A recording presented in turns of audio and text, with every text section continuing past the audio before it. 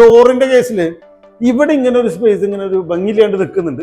അപ്പൊ ആ സ്പേസ് ഈ സ്റ്റോറിനകത്തേക്ക് ചെയ്ത് കഴിഞ്ഞപ്പം ആ സ്റ്റോർ നല്ല നീറ്റായി നല്ല ഭംഗിയായി.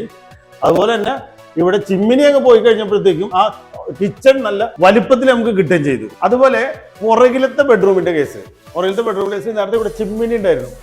അപ്പൊ ചിമ്മിനി നമ്മൾ എടുത്ത് കളഞ്ഞപ്പോൾ ഇങ്ങോട്ട് വലുതാക്കാൻ സ്ഥലമുണ്ട്. അങ്ങനെ നമ്മൾ ആ ഭാഗത്തേക്കൊക്കെ വലുതാക്കി. അങ്ങനെയാണ് നമുക്ക് മുകളിൽ ഇത്രയും വലിയ ബെഡ്റൂം കിട്ടിയത്. ഇവിടെ ഈ അടുക്കളയിൽ ഇവിടെ ഒരു വലിയ ചിമ്മിനി ഉണ്ട്. ചിമ്മിനിയുടെ കുഴപ്പം എന്താ പറഞ്ഞാലേ ചിമ്മിനിയുടെ സ്ട്രക്ചർ ഭയങ്കര വീക്കായി. അതിന്റെ മുകളിൽ ഒരു ആലൊക്കെ വളർന്നു, അങ്ങനെ ഒരു ബുദ്ധിമുട്ടൊക്കെ ഉണ്ടായിരുന്നു. അപ്പൊ അത് മാറ്റിയതുകൊണ്ട് നമുക്ക് ഇവിടെ ഈ അടുക്കള പ്ലാൻ ചെയ്യുമ്പോൾ നോക്കി ഇങ്ങനെ ആ സൈഡിൽ കൂടെ മാത്രം നമ്മൾ നടന്നു പോകുന്നു. ഇവിടെ കൗണ്ടർ ഉണ്ട്, ഇവിടെ കൗണ്ടർ ഉണ്ട്, ഇവിടെ കൗണ്ടർ എന്ന് പറഞ്ഞാൽ യു ഷേപ്പിലുള്ള കൗണ്ടർ എന്ന് പറയുമ്പോൾ നമുക്ക് വളരെ ഈസിലി ആക്സസിബിൾ ആണ്, വളരെ കംഫർട്ടബിൾ ആയിട്ടുള്ള ഒരു കിച്ചൺ ആണ്. അത് മാത്രമല്ല സംഭവിച്ചത് എന്താ പറഞ്ഞാൽ നമ്മൾ ഇങ്ങനെ ഈ ചിമ്മിനി ഇവിടെ നിന്ന് പോയി കഴിഞ്ഞപ്പോൾ മുകളിൽ ഇവിടെ ഒരു സ്ലാബ് വന്നു. അതുകൊണ്ട് തന്നെ ആ സ്ലാബിന്റെ മുകളിൽ നമുക്ക് ഒരു ബെഡ്റൂം ഉണ്ടാക്കാൻ പറ്റി. അങ്ങനെ ചിമ്മിനി മാറിയത് കൊണ്ട് അടുക്കളക്കകത്ത് മാത്രമല്ല മാറ്റം വന്നത്, ഫസ്റ്റ് ഫ്ലോറിലത്തെ ബെഡ്റൂമിന്റെ സ്പേസിലടക്കം മാറ്റം വന്നു. അപ്പൊ നമ്മൾ ആ ചിമ്മിനി അങ്ങ് എടുത്ത് കളഞ്ഞപ്പോൾ ഇവിടെ നമുക്ക് ഫ്ലാറ്റ് ആയിട്ടുള്ള ഒരു ഫ്ലോർ കിട്ടി. ആ ഫ്ലോറിനകത്ത് നമ്മൾ ഇങ്ങനെ നല്ല വലിയൊരു ബെഡ്റൂം ക്രിയേറ്റ് ചെയ്തു. അപ്പൊ അതേപോലെ തന്നെ ആ ചിമ്മിനിയുടെ താഴത്തെ സ്ട്രക്ചേഴ്സ് ഒക്കെ പോയപ്പോൾ അടുക്കളയും നല്ല രസമായിട്ട് വലുതായിട്ട് നമുക്ക് കിട്ടി.